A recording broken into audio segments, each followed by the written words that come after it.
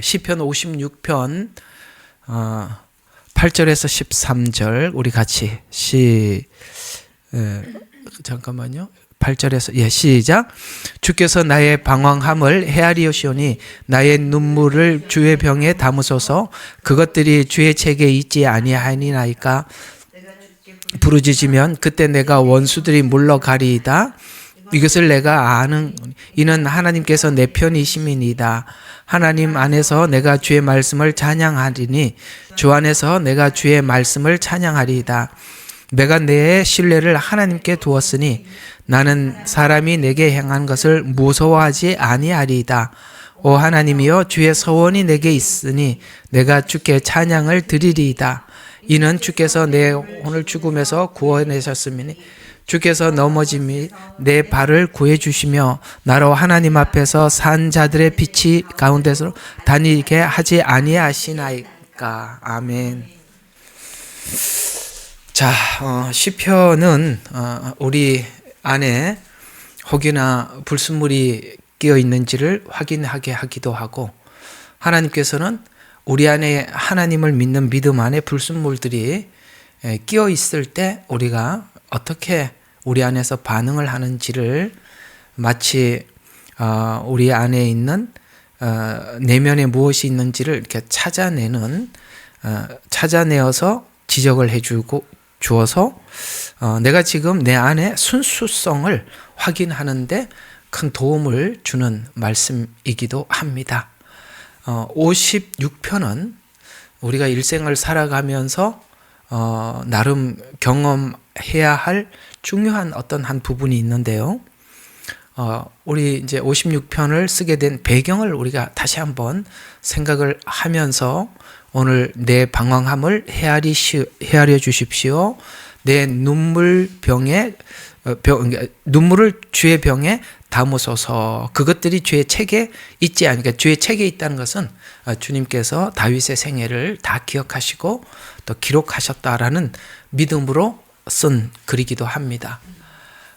그러면 오늘 이 내용을 우리가 한번 배경을 한번 더 살펴보면서 오늘 본문에 접근을 해보면 좀 더 여러분과 제게 주시는 은혜가 풍성할 것 같으니 잠깐 한번 이 본시의 배경을 한번 보도록 하겠습니다. 다윗은 이 가드에 붙잡혔을 때 지은 시입니다. 여러분, 사울을 더 이상 그 가나안 땅 안에서, 그 안에서는 더 이상 도망갈 데가 없어서 가드까지 도망을 가게 됩니다. 사실 중간에 사울을 죽일 수도 있었지만 하나님의 주권을 받아들이고 또 하나님의 주권을 생각하면서 사울을 해하지 않았으나, 그렇게 했으니 그 결과가 하나님 그 마음을 헤아려 주셔서 이렇게까지 비참하게는 만들지 말아야 되잖아요. 우리가 보통 그렇잖아요. 내가 하나님 앞에 이렇게까지 했는데 이렇게 하는 거는 좀 너무하지 않습니까? 왜? 저도 그런 생각이 여러 번 든 적이 있었어요. 하나님, 뭘 그렇게 크게 잘못해서 이렇게까지 하십니까? 라는 생각이 우리가 왜 안 들겠습니까? 근데 오늘 이런 상황들을 56편에 기록하고 있다는 의미는 이런 상황이 다윗에게만 있는 것이 아니라 신자 모두에게 있기 때문에 이 글을 적은 것입니다. 그러니까 여러분에게도 아마 그런 하나님 앞에 원망 어린 순간들이 있었을 것입니다. 하나님, 제가 그래도 하나님 앞에 믿음을 지키고 의를 지키고 또 말씀을 따라 살기 위해서 내가 손해도 많이 봤고 또 내 권리도 주장하지 않았고 모든 것을 내어주었는데 하나님, 지금 이렇게 하시는 것이 과연 하나님의 공정하심입니까? 하나님에게 공입니까? 이런 하나님 앞에 그런 이야기를 한 적이 우리 모두가 있었죠. 저도 있었고 아마 여러분들도 그런 상황들이 있었을 것입니다. 지금 그 부분을 조명하는 것이 56장이죠. 그래서 사울을, 하나님의 주권을 생각하면서 사울을 해하지 않았습니다. 그러나 지금 다윗은 가드까지 내려와서 이제 자기 목숨을 부지하기 위해서 정말 수치스러운 행동을 해야만 했었습니다. 그야말로 침을 흘리고 미친 채 해야 했던 그 순간들. 다윗은 승리할 때보다 버림받고 수치스러운 이 과정을 지나면서 하나님을 믿는 믿음에 뭘 생각하게 만드느냐면, 내가 하나님을 믿는 믿음에 조건이 혹시나 있지는 않는가라는 질문을 스스로 하게 만드는 것입니다. 자, 오늘 이 부분이 굉장히 우리에게 중요한 부분이거든요. 조건. 오늘 이 주제를 놓지 않고 기억하시기 바랍니다. 그래서 오늘 제목을 이렇게 잡아봤습니다. 내 조건이 사라질 때 하나님과의 관계는 시작되는 겁니다. 조건이 없어질 때 진짜가 시작되기 시작하는 겁니다. 우리가 어쨌든 한번 봅시다. 그래서 또 지난주 여러분들과 함께 나누었던 이야기는, 우리가 이런 조건들, 그러니까 하나님이 우리를 자꾸 이렇게 시험하고 달아보시는 거죠. 네가 나를 믿는 어떤 이유가, 다른 이유가 있냐? 뭐 다른 조건이 있냐? 이렇게 하나님이 우리의 신앙생활 속에서 계속 달아봅니다. 그걸 이제 달아보고 내 안에 진짜 조건이 없을 때 하나님과 관계가 시작된다고 그랬죠. 그것이 우리가 진짜 없다라는 것을 확인하기까지는, 우리가 정말 완전히 이게 생각까지 변화되기까지는 우리는 많은 과정을 겪어야 한다는 것입니다. 그래서 오늘 8절을 한번 보세요. 이 과정이 얼마나 깊고 길고 좀 심란했으면, 이런 말씀, 잠깐만요. 그렇습니다. 자, 이것이 얼마나 고통스럽고 깊었으면, 오늘 8절을 보면 나의 방황함을 헤아리시오니. 자, 방황. 야, 그러니까 하나님께 우리가 하나님께 시험이 들 수 있다는 거 아시죠? 그 시험 들어본 적 있죠? 엘리야도 하나님께 시험이 들었고, 예수님조차도 나의 하나님 어찌하여 나를 버리시나이까, 이런 말까지 했습니다. 이거 나는 그런 거 없는데요? 거짓말입니다. 있습니다. 그러니까 우리를 포장해서는 안 돼요. 있는 그대로 우리 속에 있는 걸 끄집어낼 수 있어야 되는 것입니다. 그것이 얼마나 괴로웠으면, 다윗도 그러잖아요. 내 방황함을 헤아리시오니. 그 방황함이 얼마나 괴로웠던지 나의 눈물을 주의 병에 담으소서 할 만큼 말이죠. 그것들이 주의 책에 있지 아니하나이까. 이 8절 한 절로 그 마음의 심적인 고통이 얼마나 깊었는지를 이렇게 이야기해 주고 있죠. 우리는 높임을 받을 때나 낮아질 때 동일하게 하나님을 향해 있는가를 확인해야 합니다. 오늘 빌립보서에서 아까 기도 시간에 말씀드린 것처럼, 하나님, 내가 뭐 할 때도, 높을 때나 낮을 때나, 배가 고플 때나 배가 부를 때나, 이해가 갑니까? 내게 능력 주시는 자 안에서 내가 모든 것을 할 수 있다. 뭘 할 수 있다는 거예요? 높은 곳에서도 교만하지 않고, 낮은 곳에서도 우리가 자괴감을 갖지 않는. 그래서 그리스도 예수 안에서 내가 모든 것을 할 수 있다는 것은, 우리가 그걸 잘못 생각하는 거예요. 우리가 막 다 집에 가면 붙여놨죠. 내게 주시는 능력 주시는 자 안에서 모든 것을 할 수 있다. 긍정적 사고, 뭐 이렇게 가버리는 겁니다. 그 긍정적인 사고가 아니에요. 긍정적인 사고가 아니라 주님만 있으면 전부 다 있는 것입니다. 이런 뜻이에요, 그게.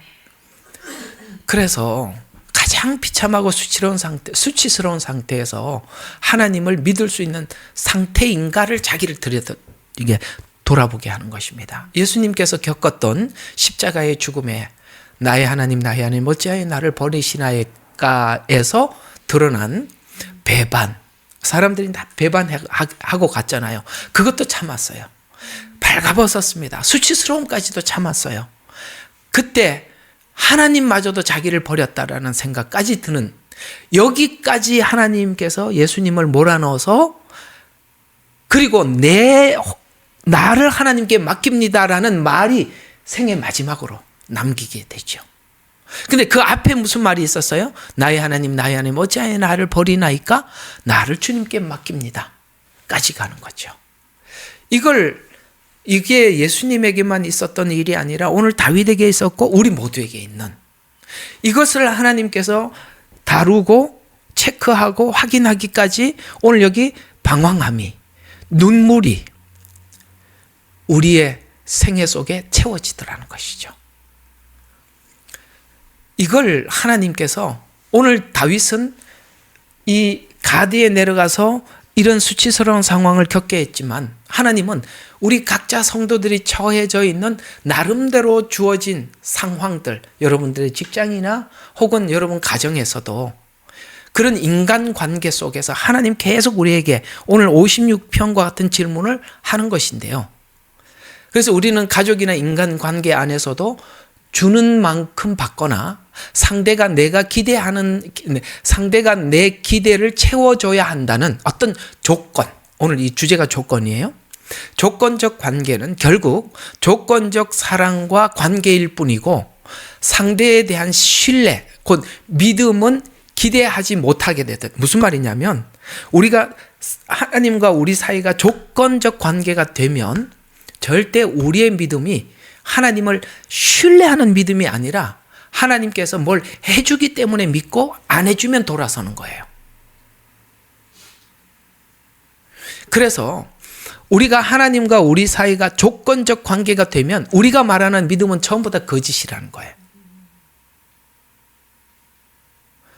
하나님이 다 가지고 가면, 그래서 우리가 욥기가 하나님 욥이 크게 잘한 게 얼마나 있겠어요, 그죠?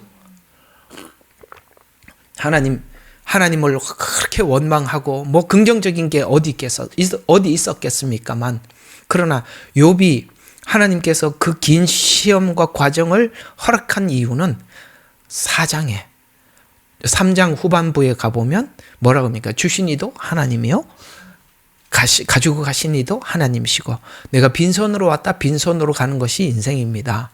그저 하나님 앞에 감사합니다. 이걸 넘어가는 사람이 욥처럼 하나님 그 다음 단계를 훈련하는 거예요.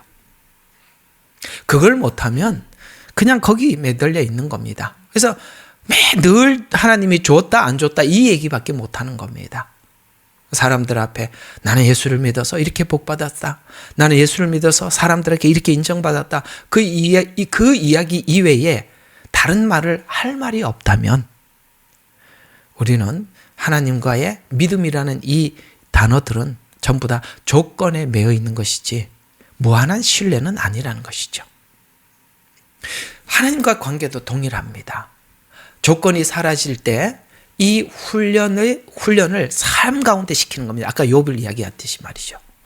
그래서 우리가 하나님과 우리의 건강한 믿음의 관계란 조건 없이 주어도 아깝지 않는 마음. 그것이 원래 하나님이 우리에게 찾아온 사랑이 처음부터 그렇게 왔어요. 우리에게 뭔가를 바라고 온 게 아니에요.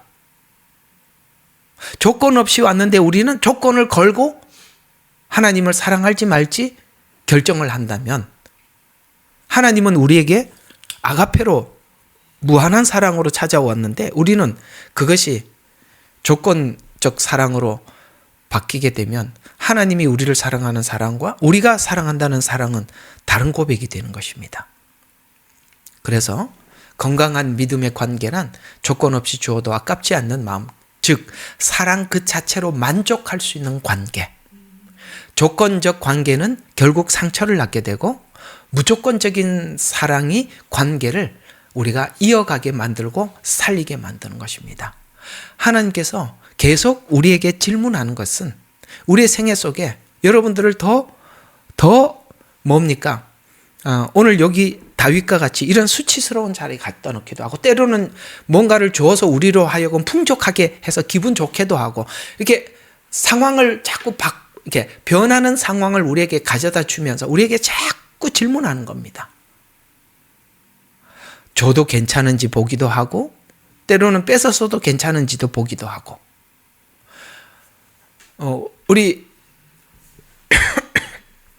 우리가 애들 키우면서도 그런 거 많이 하지 않습니까?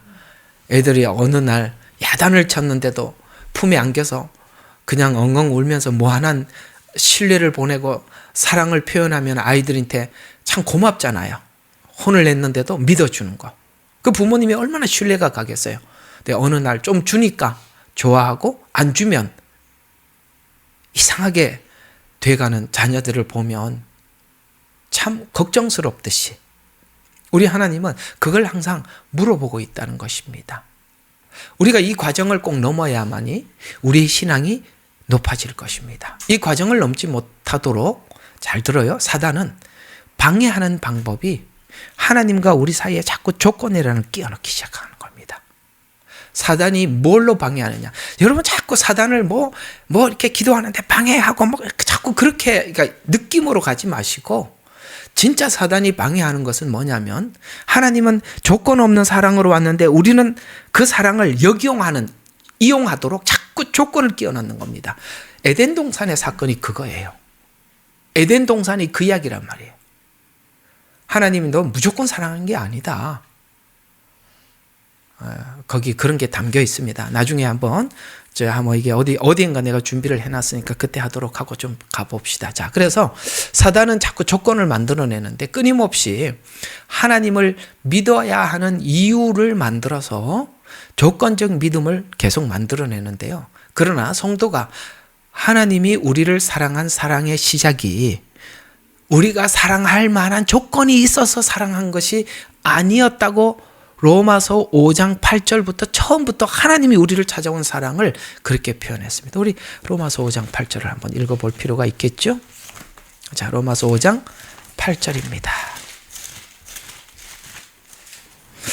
자, 5장 8절이 이렇게 나오고 있습니다. 자, 앞에서 조금 5절부터 6절부터 보는 게 좋겠네요. 우리가 아직 연약하였을 때 그리스도께서 때가 되어 경건치 아니한 자들을 위하여 죽으셨느니라. 조건이 하나도 없어요. 우리는 원래 경건하지 않는 사람을 위해서 누가 죽겠어요?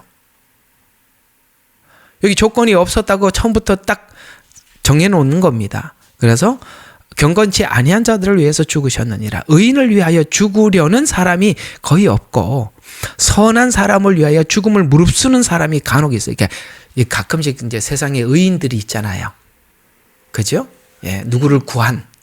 세월호 때도 그런 선생님이 있었고, 그 다음에 전하남이 폭침되었을 때 한준호 준인가 그분이 산소탱을 메고 들어갔다가, 그래서 참 훌륭한 사람이, 그런 사람을 이야기하는 것입니다. 선한 사람을 위하여서 뭐 한다고요? 죽음을 무릅쓰는 사람이 간혹 있을지 모르지만, 우리가 아직 죄인 되었을 때, 아까 앞에는 경건치 않았을 때 이렇게 표현합니다. 그리스도께서 우리를 위하여 죽으심으로써 하나님께서 우리를 향한, 그러니까 우리 마음을 그렇게 표현했다는 거예요. 우리를 향한 그의 사랑을 나타내셨느니라, 이렇게 표현하고 있습니다. 그러니까 하나님은 처음부터 우리에게 아무 조건 없이 찾아왔어요. 그러면 우리도 하나님 앞에 그 사랑을 조건 없는 사랑으로 표현해야 되는데, 사단이 싹 끼어들어서, 우리가 처음 가만히 생각해 봐요. 여러분이 순수하게 하나님을 믿습니다, 하나님의 사랑을 고백했을 때 여러분에게 아무에게도, 여기 있는 여러분들 중에 아무에게도 조건이 없었을 겁니다. 그렇죠? 나를 위해서 십자가에 죽으신 그 하나님을 사랑합니다 외에 아무것도 없었어요. 근데 이상하게 세월이 지나면서 들어보니까 이렇게 해주면 하나님 이거 해준다 그러더라, 저렇게 한다 그러더라, 누가 와서 간증을 그렇게 하더라. 그러면서 내 마음속에 뭐가 생기기 시작했죠? 이상하게 뭔가 욕심이 꿈틀거리기 시작했고, 남들하고 비교하기 시작했고, 내 신앙에 뭔가 조건이 하나둘 생기기 시작하더라. 그런 적이 있다 없다? 있다. 있다 없다? 있다. 있잖아요. 그 누가 만들었다? 사단. 욥기에서. 그래서 욥기가 중요한 거예요. 까닭 없이 하나님을 섬기겠습니까? 이게 사단이 하나님께 우리를 망가뜨리기 위한 방법을 제시한 것이죠. 그래서 까닭 없이 죄인 되었을 때 사랑했다. 그래서 따라서 성도가 하나님을 믿는 믿음을 충족시키는 힘은 사랑할 조건이 없는 우리를 무조건 사랑하신 사랑입니다. 그러나 사단은 조건을 만들어서 조건 때문에 믿게 만들고, 조건이 충족되지 않으면 믿음을 버려도 된다라는 차츰차츰 하나둘 자꾸 조건을 만들어 나가는 것입니다. 기독교가 아닌 인간이 만든 모든 종교 시스템, 사단이 사람에게 상상을 주어서 종교를 만들어내거든요. 사단이 상상을 줘서 그렇게 만든 거예요. 그래서 그 모든 종교 시스템은 인간이 가장 이해하기 쉬운 시스템으로 종교를 만들어요. 뭘 해서 신에게 뭘 받아내라는 거죠. 쉽게 말해서 조건 만남입니다. 신과의 조건의 만남. 모든 종교들을 보십시오. 뭘 해서 뭘 얻자는 거죠. 뭘 해서 뭘 얻자는 겁니다. 이런 조건 만남을 만들지요. 믿음의 핵심에서 이 조건이 없는 은혜는 만약에 조건이 딱 들어오는 순간 뭐가 밀려나기 시작하느냐면 은혜가 밀려나기 시작하는. 은혜는 조건 없음이거든요. 그래서 이 조건이 들어오면서 은혜가 떠나게 되고 계속 사단은 조건을 만들어서 조건 만남을 만들죠. 그것들이 대부분이 율법, 여러분 거기에 율법도 들어갈 수 있다는 겁니다. 왜냐하면 행위 구원으로 넘어가기 때문에 조건이 되는 거예요. 구원이. 율법이 하는 선한 역할들을 거기서 딱 끝이 나야 되는데 율법이 행위 구원으로 자꾸 설명이 되는 순간 은혜는 떠나가는 겁니다. 갈라디아서가 그 얘기를 하고 있는 겁니다. 갈라디아서가. 그러니까 여러분들 좀 이렇게 체크를 적어 놓는 게 좋아요. 아, 갈라디아서라는 게 그런 주제구나. 그렇게 하면 여러분들 도움이 돼요.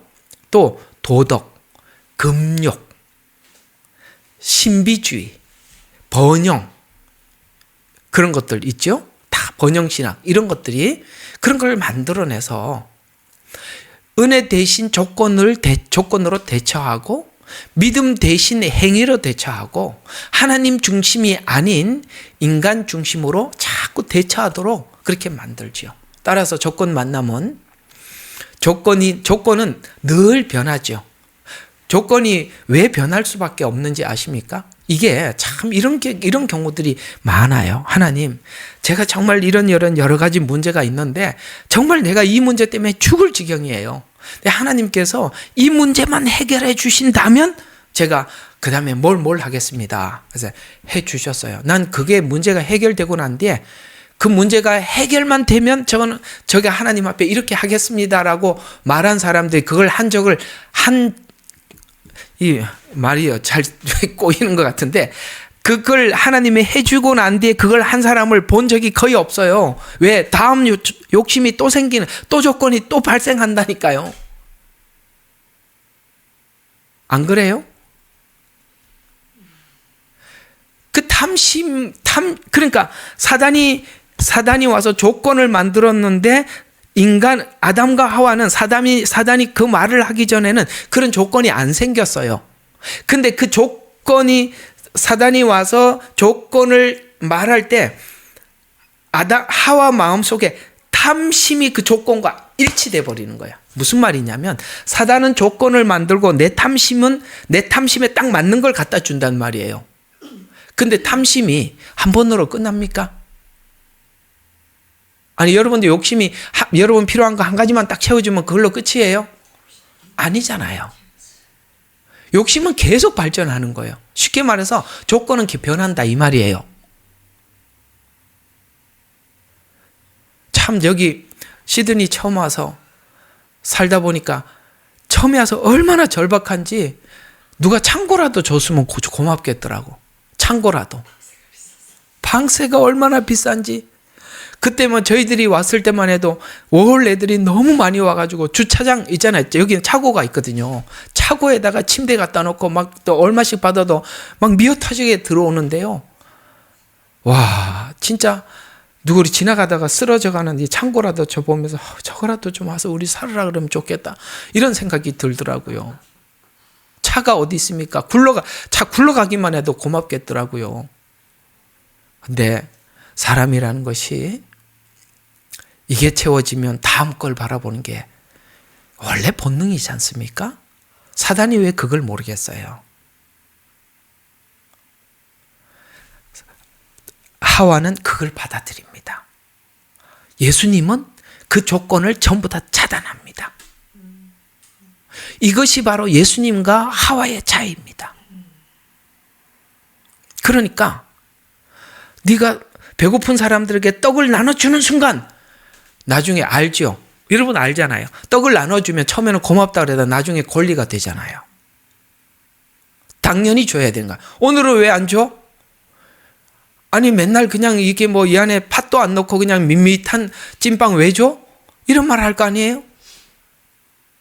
왜 맨날 빵만 줘? 이러지 않겠어요? 그 인간이에요. 어쩔 수 없어요.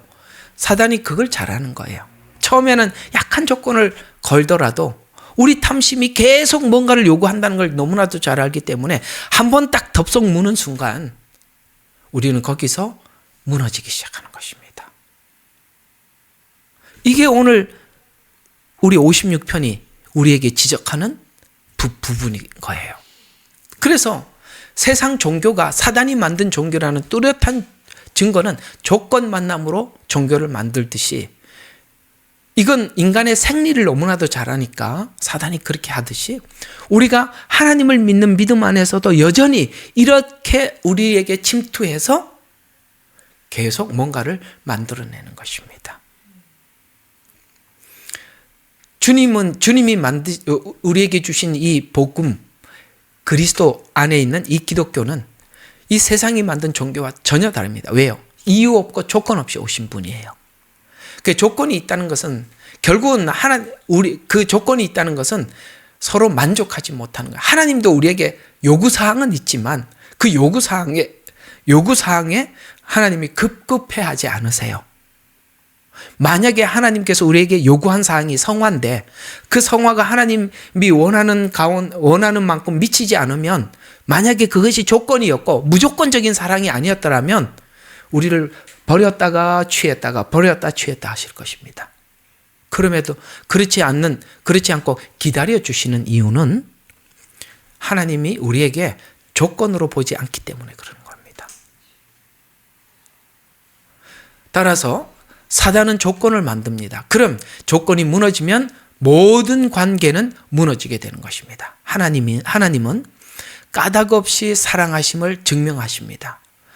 십자가의 사랑을 알려고 하면 사단의 조건이 사라지게 됩니다. 따라서 신자는 조건이 사라질 때 온전한 믿음이 시작되고 오늘 주제처럼 관계가 시작되는 것입니다.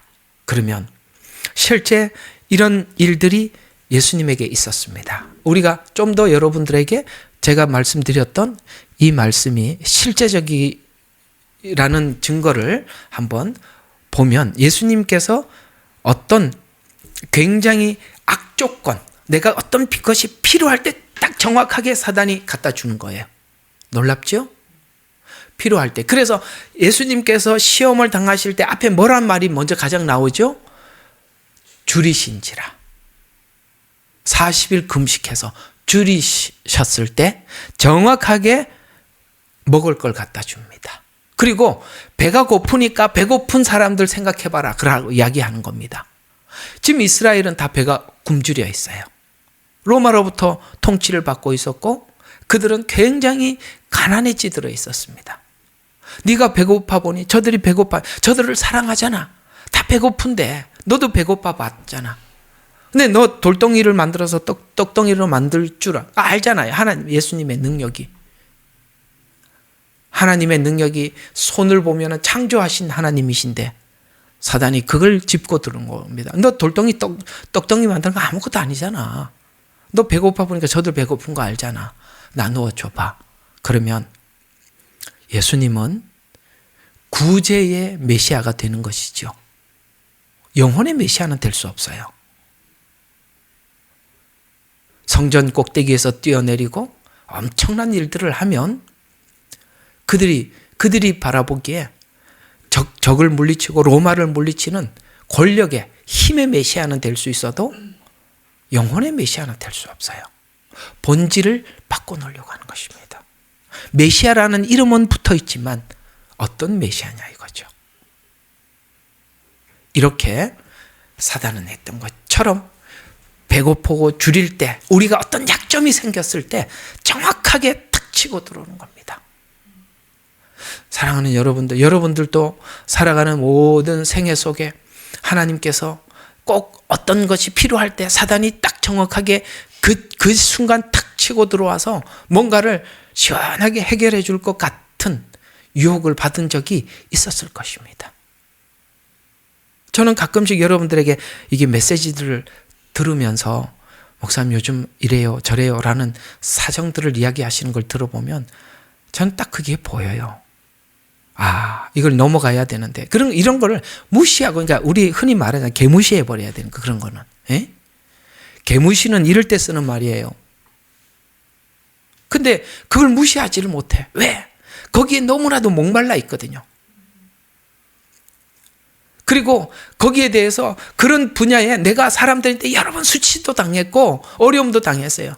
그렇기 때문에 이 순간을 잡고 싶은 마음이 간절할 때 정확하게 자 하고 딱 갖다 주는 거거든요. 그게 함정이라는 걸 아셔야 되는 거예요.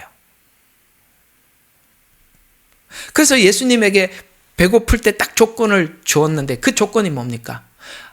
에덴에서 하와에게 하듯이 먹는 날에는 하나님 같이 되리라. 너도 저 사람들에게 하나님 되라는 거예요. 메시아가 되라는 거예요. 하나님 같이 되라는 거예요. 그래서 돌로 떡을 만들어라. 먹고 살아야 할 믿음 생활도 할 수 있지 않겠느냐. 저 사람들 다 배가 고파서 지금 하나님의 약속의 백성들이 지금 저렇게 살고 있는지, 저렇게 배가 고파 다 죽어가는데 뭘 하겠냐. 일단 먹고 살아야 시작할 거 아니겠냐. 가만히 생각해 보면 이 부분을 넘어가야 하나님이 부르심의 부름에 응답하기도 해요.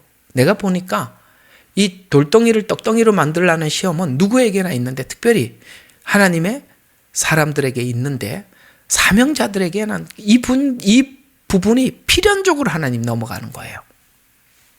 먹고 살 것이냐, 먹고 사는 문제 하나님 앞에 맡기고 갈 거냐. 신학교 가보면 전부 다 이 문제 이제 조금 전에 해결하고 넘어와서 주머니가 텅텅 비어 있어요. 아무도 없어. 다들 학교 올 차비도 없어. 그래도 신학교 온 게 대단한 거예요. 그래도 4학년 동안 다니면서도 반은 빠져나가. 왜? 중간에 도태돼요. 나는 신학교에서 2학년인가 3학년을 4년째 다니는 사람 봐서요. 1학기 하고 끝나고 다음 1학기에 또 들어오고 또 1학기 하고 끝나고 또 다음 학기에 들어오고. 왜? 또 먹고 살아야 되니까. 그 문제를 굶어도 하나님 앞에 맡기면 하나님께서 공급해 주는 걸 보지 못하면 우리가 먹고 살기 위해서 목회하기 때문에 하나님 이거 꼭 훈련시키는 거예요. 여러분에게도 마찬가지예요. 우리가 온전한 믿음 생활을 하기 위해서는 하나님 우리에게 주시는 어떤 상황도 감수하는 게 믿음이지. 감수해야지요. 주님이 우리를 위해서 감수한 게 얼마나 많은데, 우리가 이거 하나도 감수 못하면, 우리가 같이 부부가 함께 살기로 약속해놓고 살면서 뭔가 서로가 감수해야 될 그 부분들을 서로 감수하지 못하면 그 관계가 어떻게 건강하겠어요? 또 말씀을 왜곡시키죠. 그렇죠? 뛰어내려라. 그러면 시편에 말하기를 너의 발이 돌에 부딪히지 않게 하리라. 이렇게 말을 합니다. 말을 본뜻을 왜곡시키는 겁니다. 그래서 본뜻을 왜곡시켜서 결국 조건 없는 사랑을 잊어버리게 만드는 것입니다. 본뜻. 여러분 성경이 말하기를, 저는 이렇게 성경의 해석을 하면서 여러분들이 평상시에 이해하고 있던 부분, 이해하고 있었던 거하고 좀 많이 다르게 제가 여러분들한테 해석을 하는데, 열처녀 비유인가? 마태복음 25장에 열처녀 비유하고 양과 염소의 비유하고 그 다음에 달란트 비유를 올려놨더니 누가 아주 정중하게 적었더구만요. 댓글을 저도 읽어보거든요. 읽어보니까 그거 정말 하나님으로부터 받은 거 맞아요? 이렇게 올려놨더라고요. 제가 그 설명을 다 하려고 그러면 너무너무 많은 부분들을 돌아와야 되기 때문에 제가 설명할 시간은 없어서 그런데 쏟을 시간은 없습니다만, 그렇게 그런 거예요. 원래 성경이 얼마나 왜곡되어 있는지 몰라요. 성경은요, 전부 다 이게 체인이 걸려 있듯이 줄줄줄줄이 깨어 있는데, 사단이 오늘 여기 시편 말씀을 딱 끊잖아요. 끊어버리면, 전체 의미가 왜곡돼 버리면 성경 전체를 보는 틀을 놓치게 되는 거예요. 그러면 그냥 저기 유명한 철학자들의 교훈밖에 되지 않는 겁니다.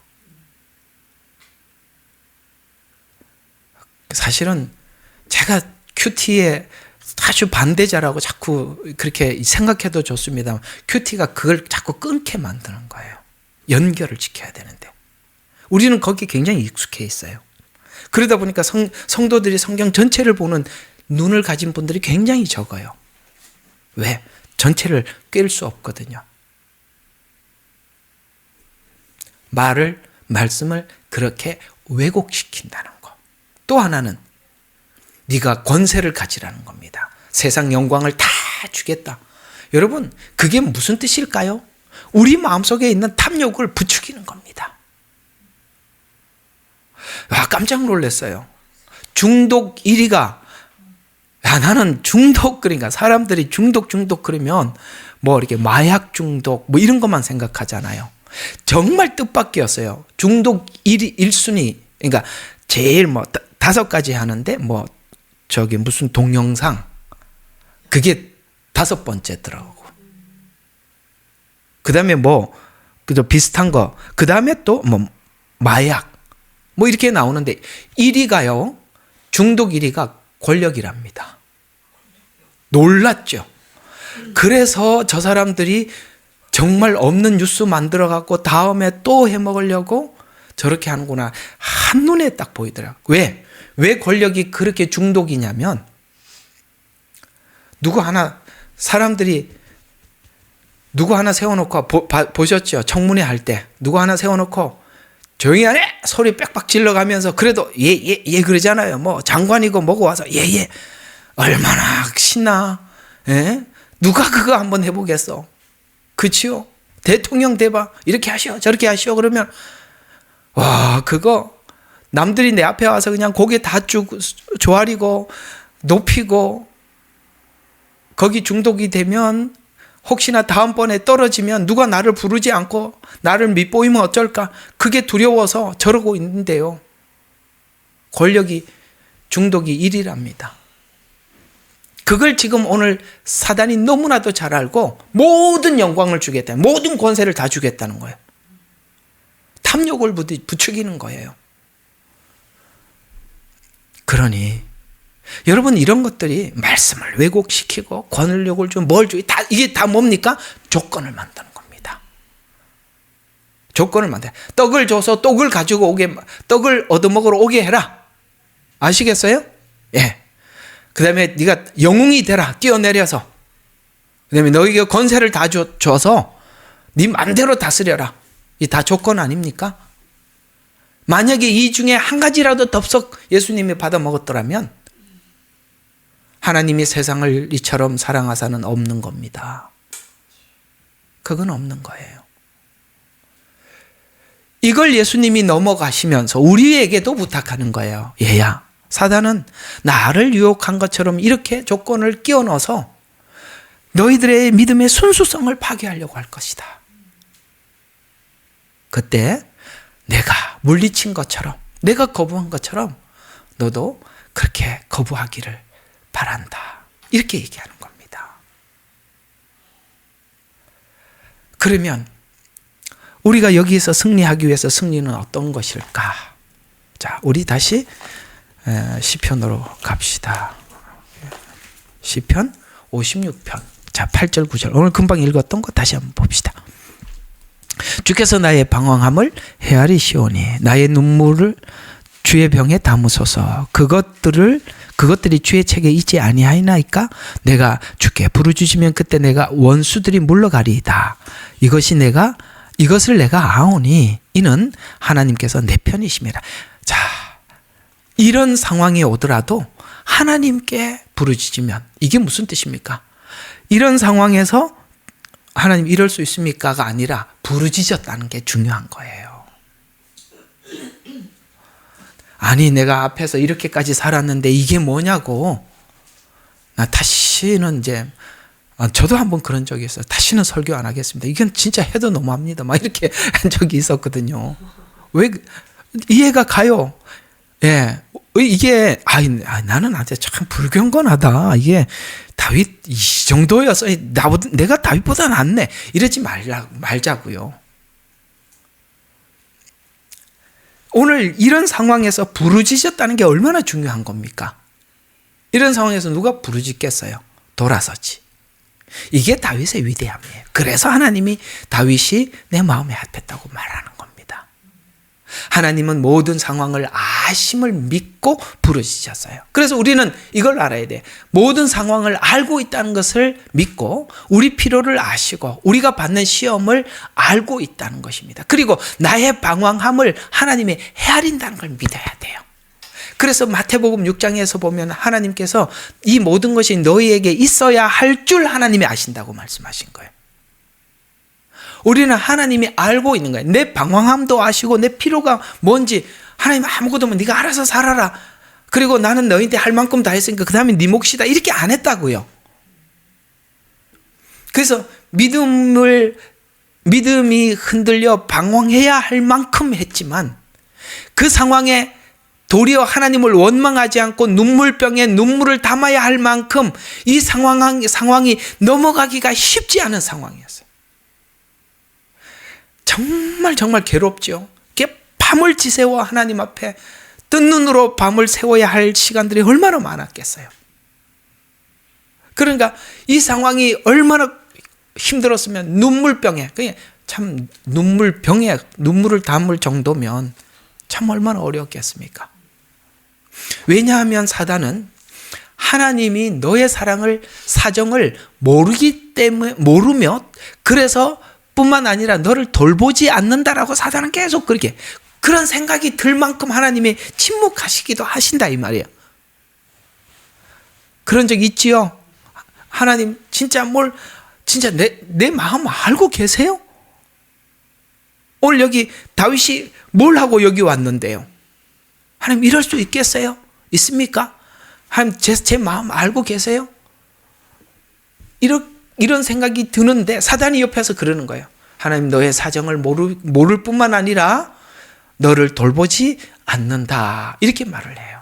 하나님은 너를 유리하고 방황하게 하고 하나님이 돌보지 않는다고 사단은 말하지만 오늘 이 다윗은 하나님을 신뢰한다는 표현을 하나님은 내 마음을 헤아리고 계심을 잊지 말라고 하고 승리할 것을 하나님이 알고 있는 한 하나님이 공의로 승리하게 할 것이다라고 하나님을 믿고 그저 이 상황을 눈물병에 눈물을 담으면서 기도하면서 이 상황을 넘어가고 있다는 사실입니다. 대단하죠? 엄청납니다. 이제 여러분들과 함께 56편이 지나고 58편을 보면 저는 이 58편을 저는 정말 윤석열 대통령에게 58편을 좀 설교하고 싶어요. 이 58편이 정확하게 윤석열 대통령이 받아야 될 메시지예요. 너무나도 상황이 똑같아요.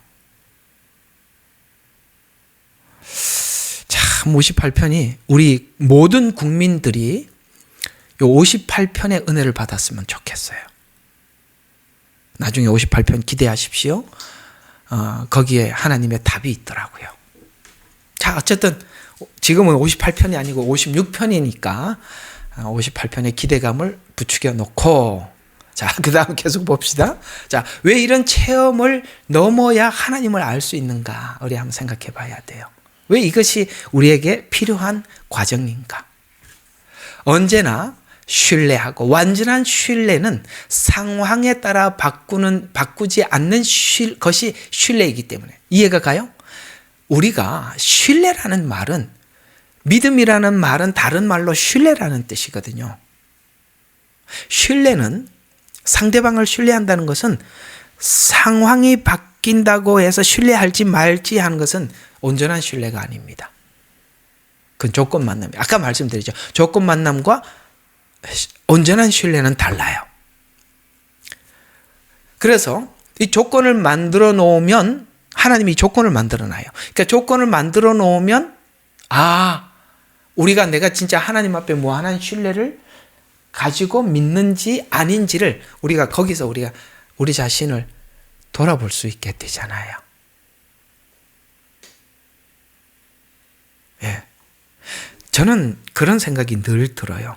우리 같은 믿음의 길을 가고 같이 목회를 하는 목사님들을 바라다 볼 때마다 어떤 생각이 드냐면, 참 시골에서 그 힘내라 고향교회, 그 좀 기억해 두세요. 그 마태복음이란다. 인터넷에 보면, 검색해 보면, 맨날 마태복음이, 인터넷에서 검색해 보면, 힘내라 고향교회, 이렇게 치면, 시골교회에서 목회하는 목사님들의 그 일상을 이렇게 담아서 보내요. 참 정말 섬지방에 가서, 그 농촌에 가서 정말 젊은 사람들이, 그 대체적으로 가보니까 그 동네에 모습이 더구만요. 논에 가서도 일해주고, 추수 때면은 추수해주고, 그 대가로 예배 나오는 거야, 사람들이. 그리고 제대로 걷지도 못하니까 전부 다 봉고차 탈 때마다 붙잡고 태워야 돼. 앉으면은 말도 잘 못 알아들어. 그렇게 목회를, 정말 얼마나 안타깝겠어요. 원래 한 사람 가고 내년에 또 한 사람 가고 자리가 하나 비는데 오는 사람은 없고. 그때 한번 생각해 봐요. 자기 미래에 대해서 누가 고민을 안 하겠어요. 자식들은 커가지, 애들 도와주지 못하고 그저 여기 매여 있는 그 몸이 얼마나 갈등이 심하겠어요. 그럼에도 불구하고 거기서 평생 하나님 앞에, 그 부르심 앞에 순종하는 사람, 도시에 몇천 명, 몇백 명 모아놓고 누가 목회를 못하겠어요? 앞에 사람이 보이는데, 반응이 보이는데, 그거 못할 사람이 어디 있겠어요? 아마 웬만한 사람들 다 갖다 놔도 웬만한 사람 다 할걸요? 사람들이 칭찬해주고 박수 치는데 못할 사람이 어디 있겠습니까? 물론 사람들이 모인 곳에 여러 가지 문제는 왜 없겠습니까만, 다르다 이 말이에요. 무한한 신뢰를 보내지 않는 한 그렇게 할 수가 없는 거죠. 그래서 하나님이 자꾸 이렇게 상황을 다르게 우리에게 이런 상황에도 갖다 놓고 저런 상황에도 갖다 놓고 우리 보고 계속 우리 자신에 대해서 스스로 질문하고 대답하도록 하신다는 것이죠. 결국은 하나님을 향해서 무한한 신뢰, 하나님 앞에 무한한 신뢰, 그게 끝이 어디냐 이거죠. 여러분, 어디까지 우리가 하나님을 믿기를 원할까요? 하나님은 어디까지 신뢰하기를 원할까요? 바로 죽음의 문제까지 하나님 앞에 맡기는 것입니다. 아브라함을 연단해서 믿음을 아브라함은 우리로 표현하면 믿음이 쌓아가는데, 다른 표현을 하면 하나님을 향한 신뢰감이 깊어져 가는 겁니다. 그리고 그가 마지막 하나님 앞에 무한한 신뢰에서 어떤 신뢰까지 보이느냐? 아들을 번제로 드리는 신뢰까지 보이는 겁니다. 이게 죽음입니다. 여러분, 우리의 신앙은 살아있는 생애 동안 하나님이 주고 받고 이런 것을 눈으로 확인하는 것을 훨씬 넘어서 신앙의 본질이 뭐죠? 죽음 이후의 부활입니다.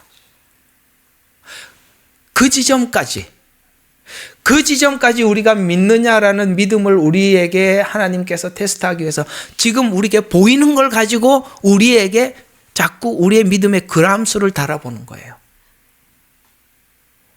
너의 죽음까지 내게 맡길 수 있니? 네가 죽음 이후에 부활을 믿니?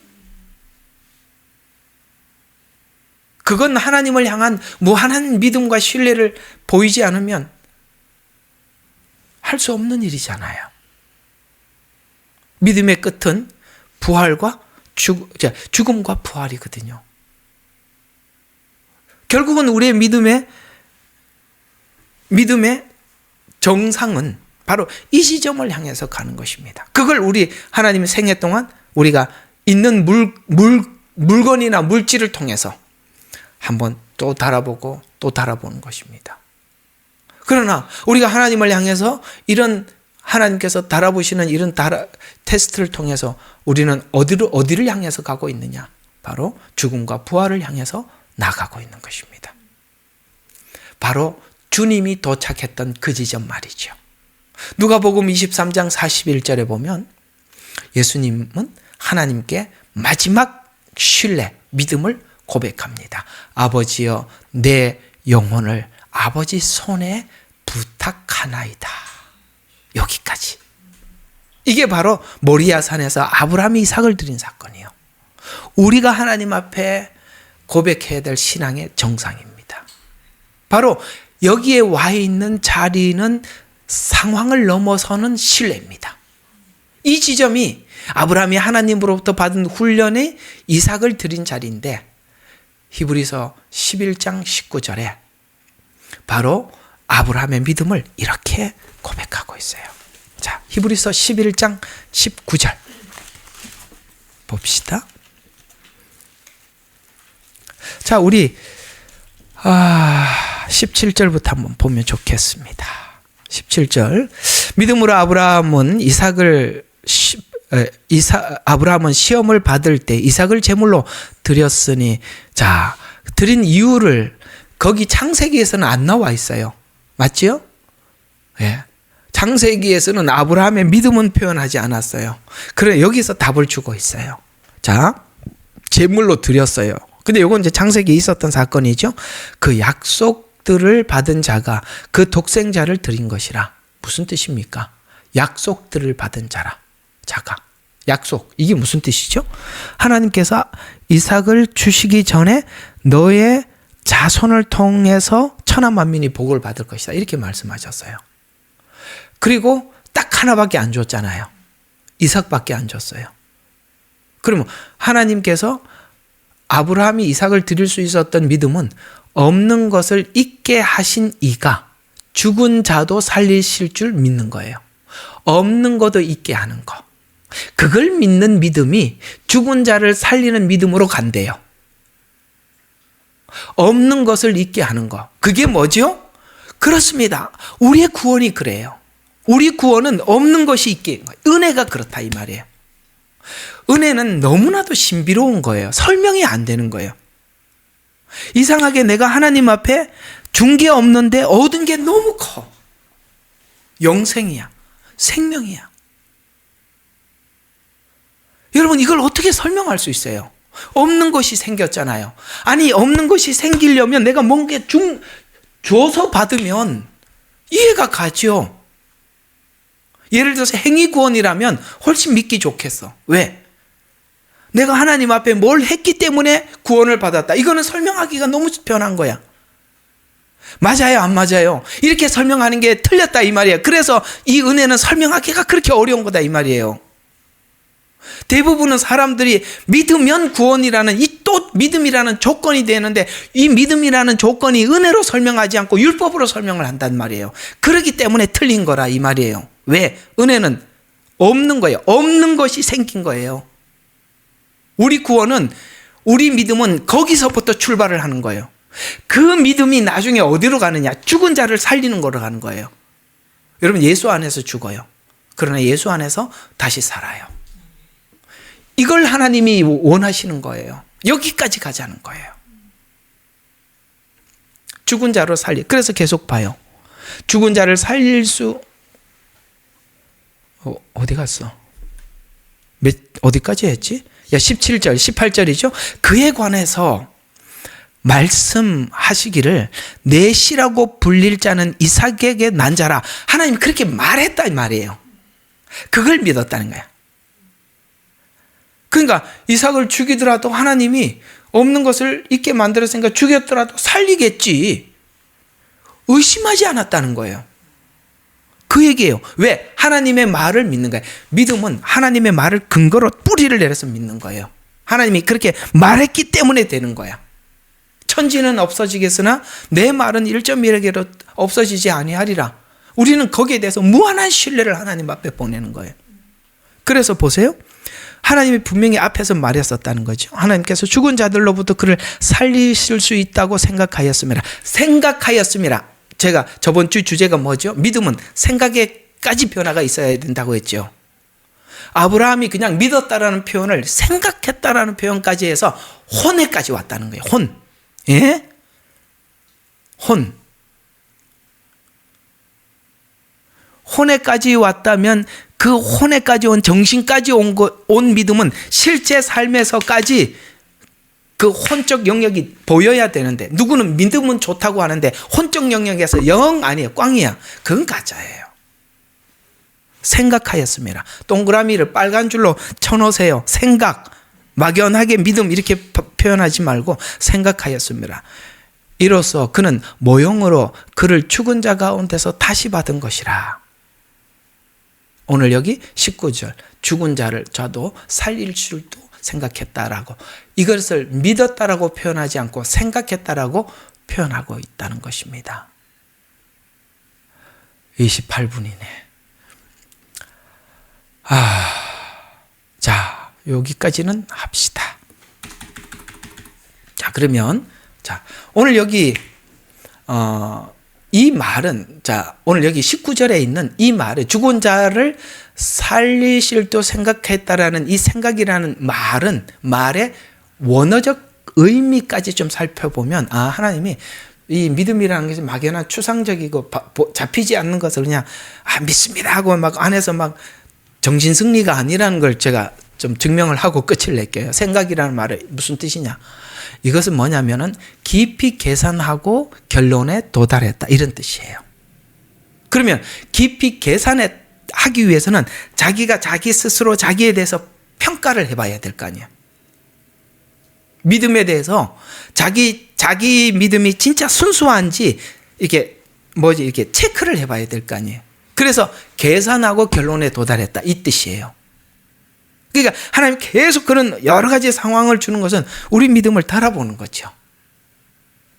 계산하고 결론에 도달하기까지. 그래서 생애를 통해서 얻은 결론에서 믿음의 사고로 확신하게 되었다는 말로, 우리가 생각이 바뀌었다는 것은 사고 자체가 바뀐 것이라고 말씀하고 있습니다. 믿었다는 것을 넘어서 생각했다는 말의 뜻은 감정적으로 신뢰, 관계적 신뢰를 넘어서 생각에까지 결론에 이르렀다는 거예요. 이해가 가요? 감정적으로 하나님을 믿습니다 이런 게 아니라 감정을 넘어서고 완전히 모든 걸 다 넘어서서 그럴 수밖에 없는 하나님. 그래서 우리가 믿음은 들음으로, 들음은 그리스도의 말씀으로 우리가 생긴다고 했는데, 우리가 성경을 통해서 하나님께서 예수님을 통해서 하신 일들을 구약과 신약에서 우리가 늘 확인하면서 얻어지는 것이, 나도 모르게 뭐가 생기느냐면 믿음이 쌓여가는 거예요. 그리스도의 말씀을 들을 때 우리 믿음이 생기는 듯이, 아무리 교훈적인 이야기를 많이 듣는다고, 그래서 그런 이야기를 아무리 들어봐도 우리 믿음 안 생기는 거예요. 이 안에서 예수님을 통해서 하신 하나님의 말씀을 들을 때마다 우리는 하나님을 향해서 끊임없이 신뢰와 믿음이 생겨가는 겁니다. 그것이 우리 믿음의 수준만큼 우리 생애 속에, 생활 속에서 하나님 계속 달아보는 거고, 우리는 그걸 다 느끼죠. 하나님께서 나를 달아보고 계시는 거. 내가 이번에 넘어갔구나, 이번에 내가 실패했구나, 다음번에 또 문제가 오면 같은 문제가 또 왔구나, 맞아요 안 맞아요? 그걸 하나님이 계속 해보신다는 거예요.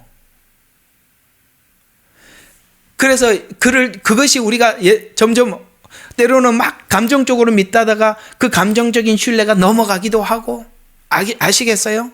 예, 이런 모든 게 넘어가서 하나님은 하나님이어서 그럴 수밖에 없는 하나님, 하나님의 본질로 완전히 넘어가서 믿음이 내가 주체가 돼서 체크를 하다가 나는 믿을 게 하나도 없고 온전히 하나님만 하나님만 남게 될 때, 온전히 하나님을 딱 붙잡게 될 때, 그때 진짜 믿음이 된다, 이 말이에요. 그럴 수밖에 없는 하나님, 이 말이에요. 생각이 변화됐다는 것은.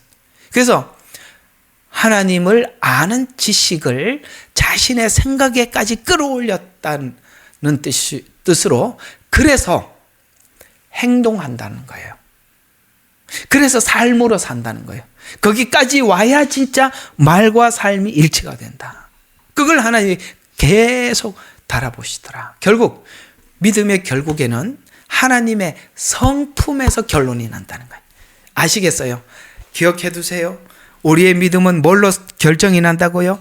배우면 배울수록 하나님의 성품을 알게 돼. 하나님이 얼마나 공의로우신지. 하나님이 이런 세상을 가만히 두고 보지 않아요. 하나님의 공의가 반드시 심판하십니다. 58편에 그게 나와 있어요. 또 하나는 하나님의 사랑은 무한하다는 겁니다. 이 두 가지 성품을, 하나님의 성품을 알고 나면 악인에 대해서 두려워하지 않고 우리를 사랑하는 사랑에 대해서 전혀 우리가 두려움이 없어요. 그게 우리의 믿음의 결정체가 된다는 거예요. 성품. 결국은 우리가 하나님을 믿는데 교리적으로 성경 꺼집어내갖고 몇 절 몇 장 몇 절 이게 중요한 게 아니라 하나님의 성품을 믿는 거예요. 그래서 하나님의 성품에서 결론이 나는데, 하나님의 성품은 약속하신 분은 신실하다는 것. 얼마나 신실하지. 성경이 그 신실함을 표현하는데 얼마나 신실하신지 예수님이 그 신실함의 가장 대표예요. 신실하시고 또 능치 못하심이 없으심이 내 사고, 내 생각의 사고에까지 미쳐서 삶의 영향권 안에서 삶이 되는 거예요. 그래서 이제는 하나님 안에서 모든 것이 삶이 되는 거예요. 그래서 삶이 되면 죽어요. 뭐가 죽어요? 자기 생각이 죽어요. 자존심에서 죽어요. 모든 것에 죽어버려요. 그때 진짜 죽음이, 그게 진짜 죽음이에요. 그 죽음이 뭘로? 부활로 나타나는 거예요. 아, 너를 보니 하나님 살아계시는구나. 이렇게 되는 겁니다. 왜 그게 가능한가? 하나님의 성품은 죽이는 게 목적이 아니라 살리는 게 목적이니, 오늘 우리를 억누르고 뭔가를 하는 작업도 우리를 죽이려고 하는 게 아니라 이것을 통해서 나를 체크하고 살리려고 하는 것이라는 걸 알 때 모든 상황을 긍정적으로 받아들이죠.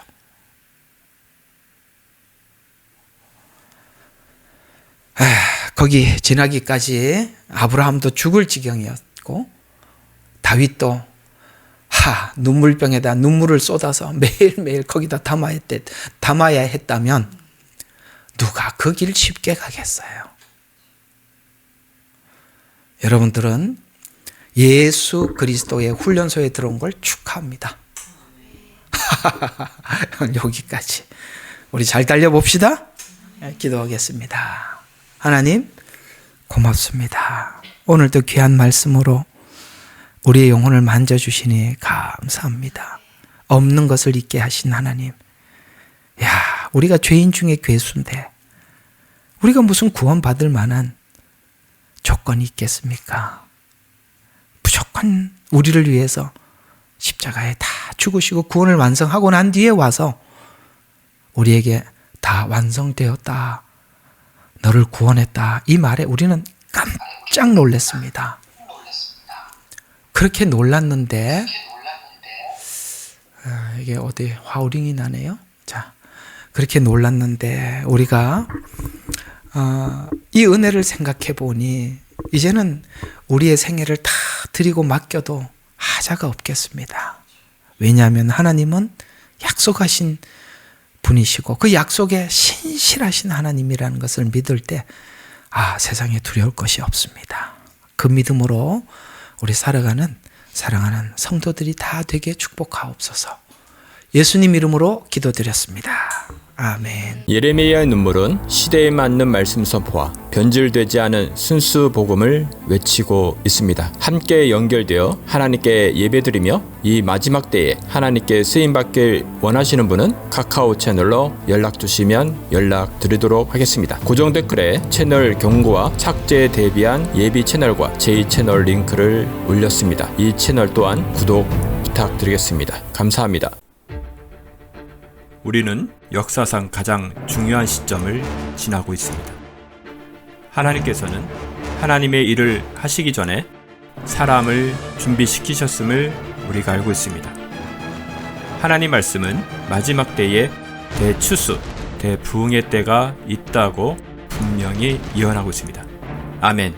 하나님의 말씀이 그대로 성취될 것을 믿습니다.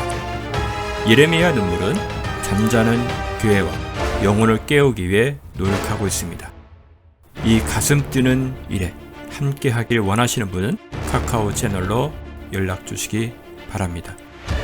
당신은 위대한 하나님의 사람입니다.